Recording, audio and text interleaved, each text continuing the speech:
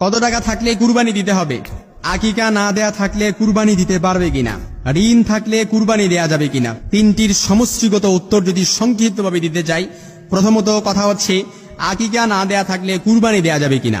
আকিকার কুরবানি দুইটা হচ্ছে আলাদা ইবাদত, একটা আরেকটার সাথে কোনো সম্পর্ক নাই।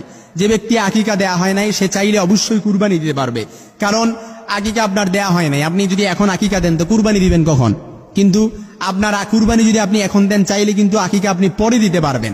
সুতরাং আকিকা আর কুরবানি দুইটা আলাদা ইবাদত, একটা আরেকটার সাথে কোনো সম্পর্ক নাই। আপনি এখন কুরবানি দেন, আকিকা চাইলে পরেও দিতে পারবেন। আশা করি বুঝতে পেরেছেন। তারপরের প্রশ্ন হচ্ছে কত টাকা থাকলে কুরবানি দিতে হবে? নিসাব পরিমাণ সম্পদের মালিক হলে আপনাকে কুরবানি দিতে হবে। নিসাব পরিমাণ সম্পদের মালিক মানে কি? ওই যে যত টাকা হলে জাকাত দিতে হয় ঠিক তদ্রুপ যত টাকা, ওইটা হচ্ছে নিসাব পরিমাণ সম্পদ। বর্তমান নিসাব পরিমাণ সম্পদ আমরা যেটা জানি 7.5 ভরি স্বর্ণ বা 52.5 তোলা রূপা, ওইটা হচ্ছে নিসাব পরিমাণ সম্পদ।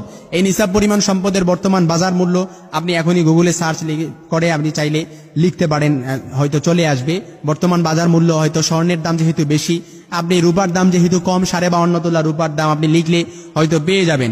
এজন্য আপনার পরিবার অর্থাৎ পরিবারের জীবিকা নির্বাহ কিংবা আপনার খরচ সব কিছুর জীবিকা নির্বাহের পর আপনার যে অবশিষ্টাংশটা থাকবে ওইটা যদি নিসাব পরিমাণ সম্পদ আপনি হয়, আপনার জাকাত দেওয়ার মতো আপনি উপযুক্ত হন, 52.5 তোলা রূপার মতো অর্থাৎ রূপার মালিক হন, আপনি রূপার সমপরিমাণ মালিক হন, টাকার মালিক হন, তাহলে আপনার উপর কুরবানি ওয়াজিব। অনেক আলেমরা বলেছেন কুরবানি দেওয়া ওয়াজিব, অনেকে বলেছেন কুরবানি দেওয়া সুন্নতে মুআক্কাদা। সুতরাং আপনি ওই নিসাব পরিমাণ সম্পদের মালিক হলেই আপনার উপর কুরবানি ওয়াজিব কিংবা সুন্নতে মুআক্কাদা হবে।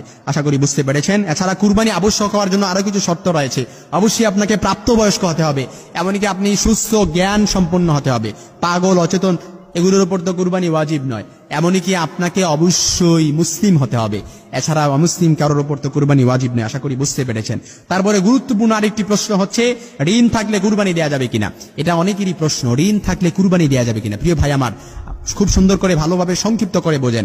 ঋণ থাকলে কুরবানি দেওয়া যাবে কিনা। আপনার এমন ঋণ, যেই ঋণটা আপনার মনে হচ্ছে যে আপনার যেই চাকরি করেন আপনি, এই চাকরির আপনার জীবিকা নির্বাহের পর আপনার খরচ সবকিছুর পর আপনার যেই চাকরির অবশিষ্টাংশ টাকা দিয়ে আপনার ঋণটা পরিশোধ করা যায়, এমন যদি হয় যে পরবর্তীতে আপনি ঋণ পরিশোধ করার মতো আপনার সামর্থ্য আছে, এমন যদি হয় তাহলে আপনি ঋণ করেও কুরবানি দিতে পারবেন, কোনো সমস্যা নাই।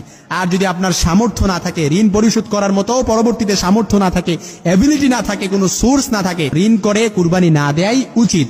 তবে আপনার ঋণ পরিশোধ করার মতো পরবর্তীতে কোনো এবিলিটি যদি থাকে কিংবা কোনো সোর্স থাকে, তাহলে আপনি ঋণ করেও কুরবানি দিতে পারবেন, এতে কোনো সমস্যা নেই। আশা করি 3টি প্রশ্ন খুব সহজেই বুঝতে পেরেছেন ইনশাআল্লাহ।